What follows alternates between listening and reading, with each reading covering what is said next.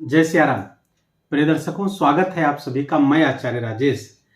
बेहद ही महत्वपूर्ण कार्यक्रम 2024 के पहले महीने जनवरी का राशिफल कर्क राशि के जातकों के लिए। 4 ग्रह एक ही राशि पर। गुरु ने अपनी राशि, अपनी चाल बदल दी है। राशि तो वही है लेकिन अपनी चाल बदल दी है। इन सब का क्या प्रभाव पड़ेगा और साथ साथ लक्ष्मी नारायण योग, बड़ा जबरदस्त योग बना हुआ है, इसका कर्क राशि के जातकों का जनवरी महीने में क्या लाभ या क्या नुकसान होने वाला है, इसका विश्लेषण हम इसमें करेंगे।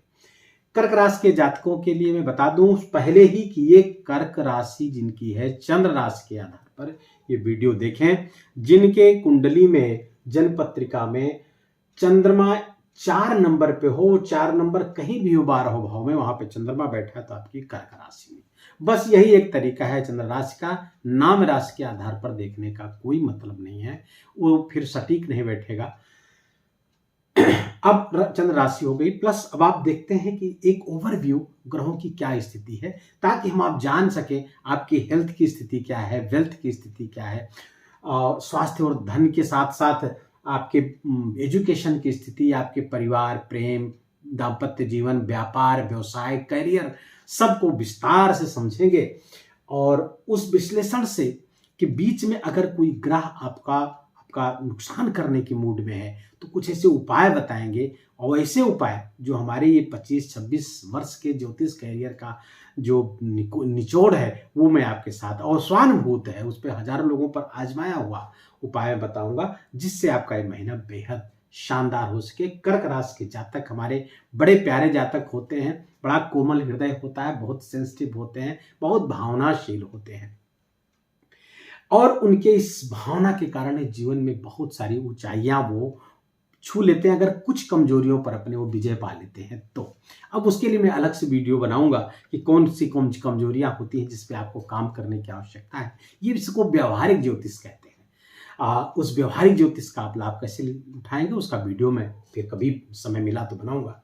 अभी तो फिलहाल जनवरी माह का राशिफल देखते हैं ग्रहों की क्या स्थिति है जनवरी माह में। प्रथम लग्न स्थान आपका खाली, धन स्थान खाली, और तृतीय स्थान पर केतु बैठे हुए हैं। बहुत अच्छी स्थिति में केतु यहाँ पर बैठे हुए हैं तृतीय स्थान पर। सब आप चतुर्थ स्थान आपका खाली है, और चतुर्थ शुक्र आपके 18 जनवरी तक यहाँ विराजमान है पंचम स्थान पर, और 18 जनवरी के बाद आपके छठे स्थान पर शुक्र आ जा रहे हैं।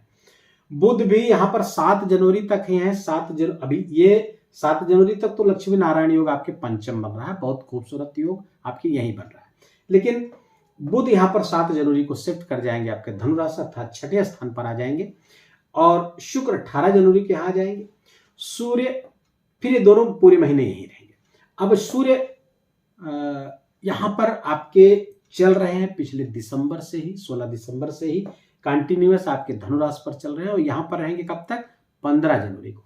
15 जनवरी के गोचर करके मकर राशि पर आ जाएंगे, जिसे हम मकर संक्रांति के नाम से जानते हैं, जिसके लिए मकर संक्रांति के दिन हम स्नान करते हैं, नदियों में दान करते हैं, चावल, उड़द, तिल आदि का दान करते हैं, और वो दान उस समय मकर संक्रांति के समय जो दान करते हैं उसका पुण्य अक्षय होता है, बहुत जबरदस्त होता है, आप लोग करिएगा।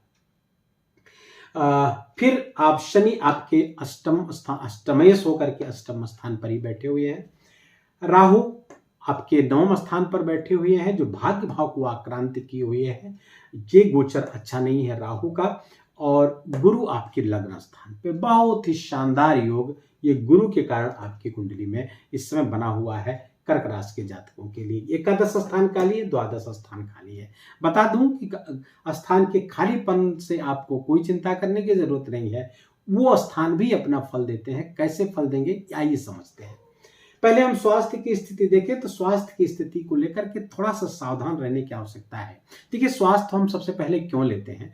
क्योंकि स्वास्थ्य शरीर माध्यम खलु धर्म साधनम, शरीर से ही सारे कार्य हम करते हैं। हम स्वस्थ हैं तो बहुत अच्छा है, नहीं तो अगर हम अस्वस्थ हैं, सारे भोग विलास, आपकी मर्सिडीज बाहर खड़ी हो, हम चलने में अशक्त हो, बाहर का मौसम बहुत अच्छा बना हुआ है, घर में पकौड़ी तली जा रही हो, और हम लीवर की गंभीर समस्या पीड़ित हो तो हमारे लिए क्या ये सब चीजों का मतलब? मौसम का क्या मतलब? उन सुख सुविधाओं का क्या मतलब? तो शरीर पहले स्वस्थ हो। पहला धन निरोगी काया कहा गया है, पहला सुख निरोगी काया। दूसरे पे धन आता है। हम इसी क्रम को ही फॉलो करते हैं अपने प्रेडिक्शन में, अपने वीडियो में। तो आइए स्वास्थ्य को देखते हैं। स्वास्थ्य के लिए जनवरी महीना बहुत अच्छा नहीं है आपके लिए। कुछ समस्याएं आपके लिए पैदा होती हुई दिख रही हैं। क्यों? क्योंकि छठे आपके रोग ऋण स्थान पर 4 ग्रहों की स्थिति, इस चारों में से कुछ तो बहुत अच्छा करेंगे लेकिन कुछ समस्या क्रिएट करेंगे। जैसे शुक्र जब यहां पर आपके आएंगे 18 जनवरी को, तो आपको यूरिनरी संबंधी समस्याएं देंगे, डायबिटीज संबंधी समस्या आपको क्रिएट करेंगे। ये शुक्र की शत्रु राशि भी है, तो शत्रु राशि पर जब शुभ ग्रह आएगा और छठा स्थान दुख स्थान है, तो उस वहां पर एक समस्याएं क्रिएट होगी। तो अपने खान पान का, हाइजीन का, यूरिनरी का जब जहां इस्तेमाल करते हो तो साफ सुथरी जगह हो, ताकि आपको यूटीआई ना हो। यूटीआई का खतरा इस महीने 18 जनवरी के बाद आपके ऊपर बना हुआ है। प्लस डायबिटिक, जो कर्क राशि के जातक जो डायबिटिक हैं, वो अपने खान पान पर बहुत नियंत्रण रखें। इस बीच 18 जनवरी के बाद डायबिटीज में अचानक से उछाल आ सकता है, ग्लूकोज बढ़ सकता है। बुध यहाँ पर बैठ करके आपको चर्म रोग का खतरा बनाया हुआ है, पेट रोग का खतरा बनाया हुआ है, उधर संबंधी कोई विकार आपको हो सकते हैं। लेकिन वहीं पर सूर्य और मंगल की ये युति आपके रोग ऋण शत्रुओं का समन भी तो कर रही है। तो 2 ग्रह जहां पे स्वास्थ्य संबंधी समस्याएं देंगे, तो सूर्य और मंगल यहाँ पर बैठ करके उनका शमन भी करेंगे। लेकिन फिर भी चूंकि क्रूर ग्रह है, पापी ग्रह है, इनसे सावधान रहने में ही भलाई है। तो ब्लड प्रेशर वगैरह की भी कोई दवा अगर आपकी चलती है, तो उस दवा को आप इग्नोर न करें, समय से खाते रहें। चिकित्सकीय सलाह अगर लेते हैं तो डॉक्टर से नियमित तौर पे लेते रहें, क्योंकि ब्लड प्रेशर आज बढ़ने की भी समस्याएं स्पष्ट रूप से दिख रही हैं। और शनि आपके अष्टम स्थान पर बैठे हैं, ये भी स्वास्थ्य संबंधी समस्याएं क्रिएट करते हैं और कर ही रहे होंगे। तो हेल्थ को लेकर के कुछ इश्यूज हैं, लेकिन उसके लिए उपाय मैं अभी यहीं पर बता दूं कि एक तो पहला उपाय आप करें कि सूर्य भगवान को जल चढ़ाएं, आदित्य हृदय स्तोत्र का पाठ करें। ये उपाय करते रहेंगे, स्वास्थ्य संबंधी कोई समस्याएं नहीं आएगी। और हो सके तो सूर्य गायत्री मंत्र का जप भी करें। ओम आदित्याय विद्महे भास्कराय धीमहि तन्नः सूर्यः प्रचोदयात्। ध्यान रहे, यहाँ तन्नो नहीं बोलेंगे, तन्नः बोलेंगे। ओम भास्कराय विद्महे दिवाकराय धीमहि तन्नः सूर्यः प्रचोदयात्। हेल्थ संबंधी सारे इश्यूज आपके खत्म हो जाएंगे अगर सूर्य भगवान के सामने सूर्य भगवान को जल चढ़ाकर आदित्य हृदय स्तोत्र का पाठ करके 108 बार इस मंत्र का जप करते हैं। तो बाकी और कुछ खास करने की आवश्यकता नहीं है। अब आते हैं धन की स्थिति। धन की स्थिति, धनेश आपके सूर्य हुए, 5 राशि है, और वो सूर्य आपके बैठे हुए हैं 15 जनवरी तक आपके छठे स्थान पर, जो धन भंग योग बना करके बैठे हुए हैं। तो धन भंग, थोड़ा मेडिकल पे खर्चा आपका बढ़ सकता है, चिकित्सा पे, दवाइयों पे खर्चा आपका बढ़ सकता है, कोर्ट कचहरी के मामलों में भी आपका खर्चा बढ़ सकता है। कुछ आपके लिटिगेशन जो ऐसे होंगे जिसमें आप वकील का खर्चा, कोर्ट का खर्चा, इससे आपके खर्चे बढ़ सकते हैं, इससे धन की कमी आ सकती है। लेकिन 15 जनवरी के बाद जब सूर्य यहाँ पे चले जाएंगे तो ये खतरा टल जाएगा, फिर धन वृद्धि होती चली जाएगी, क्योंकि सूर्य आपके केंद्र में आ जाएंगे और यहाँ से लाभ मार्ग प्रशस्त कर देंगे। धन का जो अपव्यय हो रहा था, इन सब चीजों पे जहां जहां मैंने नाम लिया वहां पे लाभ होता हुआ दिखना शुरू हो जाएगा। अब लाभ मार्ग को देख लिए तो धन की स्थिति देखिए। लाभ को देखे अगर तो लाभेश आपके शुक्र हुए, और शुक्र बैठे कहाँ है आपके 18 जनवरी तो पंचम स्थान पर बैठे हुए हैं, अर्थात ज्ञान से खूब लाभ अर्जित करेंगे। और इस शुक्र की दृष्टि भी अपने ही घर पर है, तो लाभ मार्ग लगातार अच्छा बना हुआ रहेगा, लाभ मार्ग एकदम प्रशस्त होता रहेगा। लेकिन 15 जनवरी तक धन एकत्रित नहीं हो पाएगा, डिपॉजिट नहीं होगा, बैंक बैलेंस जो है उससे भी खर्च करना पड़ेगा आपको, क्योंकि खर्चे इस तरह के बढ़े रहेंगे। अब जब शुक्र यहां भी आएगा 18 जनवरी के बाद, तो आप भौतिक सुख सुविधाओं के सामान पे खर्चे करेंगे, लग्जरियस चीजों पर अपने व्यय करेंगे आप, तो आपका आय उसको संभाले रहे उस खर्चे को, इसके लिए थोड़ा सा आपको सोच समझकर खर्चों पर खर्च करने होंगे, इतना ध्यान रखने की जरूरत है। बाकी आय और धन की स्थिति बहुत अच्छी है।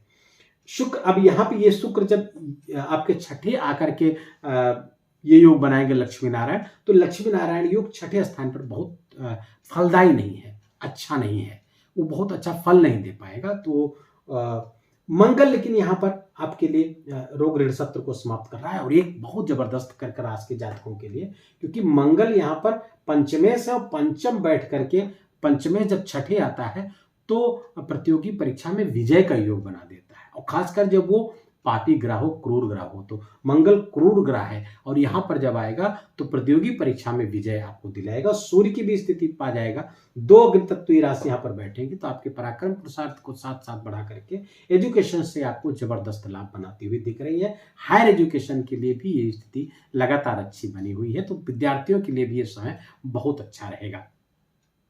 संतान के लिए भी समय अच्छा है, लेकिन थोड़ा सा संतान संबंधी चिंताएं आपको हो सकती है, हो सकता है उनके प्रोग्रेस के लेकर के कुछ टेंशन आपको हो सकती है। संतान भटक सकती है, संतान पर नजर रखें, उनके फोन कॉल्स, उनके दोस्तों पे एक कड़ी नजर आपको रखने की आवश्यकता है कि इनसे मिल रहे हैं, कहाँ समय लगा रहे हैं, मोबाइल्स पे, लैपटॉप्स पे कैसी चीजें देख रहे हैं, क्या कर रहे हैं, ये कड़ी नजर आपको रखने की जरूरत है। किन बच्चों पर? जो किशोर हैं, छोटे हैं, उन पर। लेकिन अगर बच्चे बड़े हैं तो वो आपके लिए लाभकारी हो सकते हैं, वहां से आपको लाभ मिलता हुआ दिख रहा है। थोड़ा सा डिफरेंस ऑफ ओपिनियन बच्चों के साथ भी होता हुआ दिख रहा है जो बच्चे बड़े हैं वहां पे, अन्यथा बच्चे आपके अच्छा करेंगे। धन लाभ की भी स्थिति उन बच्चों द्वारा आपको बनी हुई है। दाम्पत्य जीवन के लिए सूर्य ये अच्छा सूर्य नहीं माना जाता है। थोड़ा सा जीवन साथी के स्वास्थ्य में समस्याएं आपको लगातार बनी हुई है और अब वो दिखना शुरू हो जाएंगी। अभी तक लगातार तो बनी हुई है, पिछले 2023 से ही अब वो दिखना शुरू हो जाएंगी। जैसे जैसे शनि की डिग्री बढ़ेगी समस्याएं वो होती हुई दिखेंगी। फिलहाल गुरु की दृष्टियां उन चीजों को संभालेगी, क्योंकि गुरु यहाँ पर केंद्र में बैठा हुआ है, तो उस चीजों, क्योंकि केंद्र का गुरु बहुत बली हो जाता है, क्योंकि मानसागरी आदि ग्रंथों में कहा गया है कि एको जीवो यदा लग्ने सर्व शुभ, मतलब सब कुछ शुभ होने लगता है उनका, और महाप्राज्ञो जातको नायको भवेत, यहां तक कहा गया है। और बृहद पाराशर होरा शास्त्र में कहा गया है किम कुर्वन्त ग्रहे सर्वायत केंद्रस्थ बृहस्पति। ये 4 स्थान केंद्र होते हैं, जो वर्गाकार स्थान है इसको केंद्र स्थान कहते हैं। यहाँ पे कहीं गुरु अगर बैठ जाए तो बड़ा शुभ फलकारी हो जाता है। तो ऐसी स्थिति में, और यहाँ पे केंद्र त्रिकोण के स्वामी होकर के केंद्र में बैठेंगे तो एक केंद्र त्रिकोण राजयोग भी बना देंगे। तो गुरु की स्थिति बहुत ही प्रबल है आपकी। फिलहाल तो 1 मई तक, कंटिन्यूअस 1 मई तक लगा। अब तो ये मार्गी भी हो गए हैं तो बहुत शुभ फल देंगे। तो ये हो गया। हाँ, करियर और व्यापार में भी थोड़ी सी अशुभता भी लगातार बनी रहेगी।